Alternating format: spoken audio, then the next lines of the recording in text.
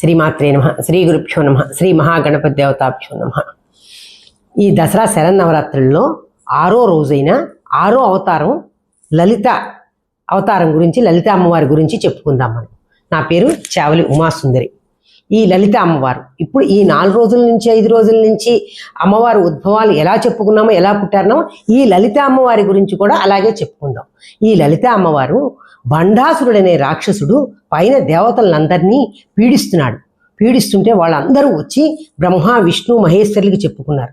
వాళ్ళు కూడా ఆయన్నేమీ చేయలేకపోయారు. అప్పుడు వాళ్ళందరూ కలిసి ఒక శక్తిని సృష్టించారు.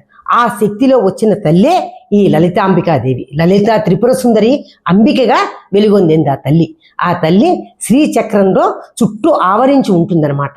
ఆ శ్రీచక్రంలో అనేక మంది దేవతలు ఉన్నారు.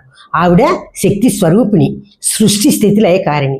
ఆవిడ మాఘమాసంలో శ్రీ పంచమి నాడు పుట్టింది, పంచమి తిథి నాడు పుట్టింది కాబట్టి మనం శ్రీ పంచమి అనుకుంటాం. అవేళ ఆవిర్భవించింది ఆ తల్లి. ఆవిడికి విశేషంగా పూజలు, వ్రతాలు అవి చేసుకుంటే మనకి ఎప్పుడో మంచి ఫలితాన్ని ఇస్తుంది. ఆవిడ మహా సౌందర్య రాశి. ఆవిడికి లలిత సహస్రనామము, అష్టోత్తరాలు, పూజలు చేసుకోవటం విశేషం.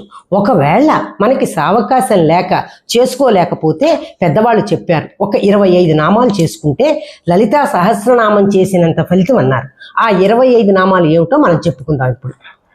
సింహాసనేసి లలిత మహారాజ్ఞి వరాంకుశ చాపిని త్రిపురా చైవ మహాత్రిపుర సుందరి సుందరి చక్రనాథా చ సామ్రాజ్ఞి చక్రణీ తథా చక్రేశ్వరి సర్వన్మాయ వాహిని మహాదేవి కామేశి పరమేశ్వరి కామరాజప్రియ కామకోటిక చక్రవర్తిని మహావిద్య శివారంగవల్లభ సర్వపాఠల కులనాథ ఆమ్రాయనాథ శృంగారనాయక. ఈ 25 నామాలు చెప్పుకోవటం వల్ల లలితా సహస్రం చేసినంత ఫలితం వస్తుందని మన పెద్దవాళ్ళు చెప్పారు. కాబట్టి ఆ 25 నామాలతో పూజ చేసుకుని చక్కగా మనం ఈ 5 రోజుల నుంచి అమ్మవారిని ఎట్టా ఆహ్వానం చేసుకుని షోడశోపచారాలతో పూజ చేసుకుని ఈ 25 నామాలతో పూజ చేసుకుని అమ్మవారికి నైవేద్యాలు అవి పెట్టుకోవాలి. ఈ నైవేద్యాలు అమ్మవారికి ఏమిటి? తీపి పదార్థాలు ఎక్కువ ఇష్టం. బూందీతో చేసిన లడ్డు, పాలతో చేసినవి దద్దోజనము, పరవాన్నము, చక్ర పొంగలి ఎవరి శక్త్యానుసారంగా వాళ్ళు చేసుకుని అమ్మవారికి పూజలు అవి చేసుకుని ఈ 10 రోజులు లలితా సహస్రం, లలిత చాలీసా ఇవన్నీ చదువుకుంటే చాలా విశేషం. చదువుకోలేని వాళ్ళు శ్రీమాత్రే నమః అనుకుని ఈ 25 నామాలు చదువుకుంటూ ఉంటే లలితా సహస్రనామం చేసినంత ఫలితం వస్తుందని మన పెద్దలు చెప్పారు. కాబట్టి అలా చేసుకుందాం. అంతా అయిపోయిన తర్వాత చక్కగా పూజ చేసుకుని మంగళహారతి ఇచ్చుకుందాం అమ్మవారికి. ఆ మంగళహారతి ఇప్పుడు మనం పాడుకుందాం. శ్రీమాత్రే నమః.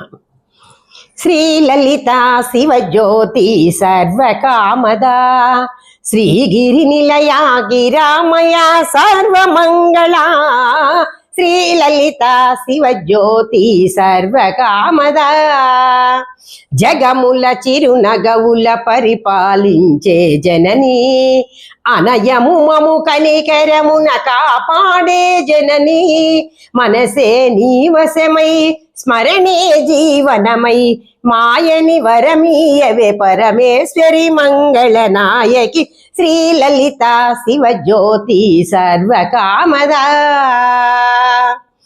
అందరికన్నా చక్కని తల్లికి సూర్యహారతి, అందాలేలే చల్లని తల్లికి చంద్రహారతి, రవ్వల తలుకుల కలకల జ్యోతుల కర్పూరహారతి, సకల నిగమ వినుత చరణ శాశ్వత మంగళహారతి శ్రీ లలిత శివజ్యోతి సర్వకామదా. శ్రీగిరి నిలయా గిరామయ సర్వమంగళ శ్రీ లలిత శివజ్యోతి సర్వకామదా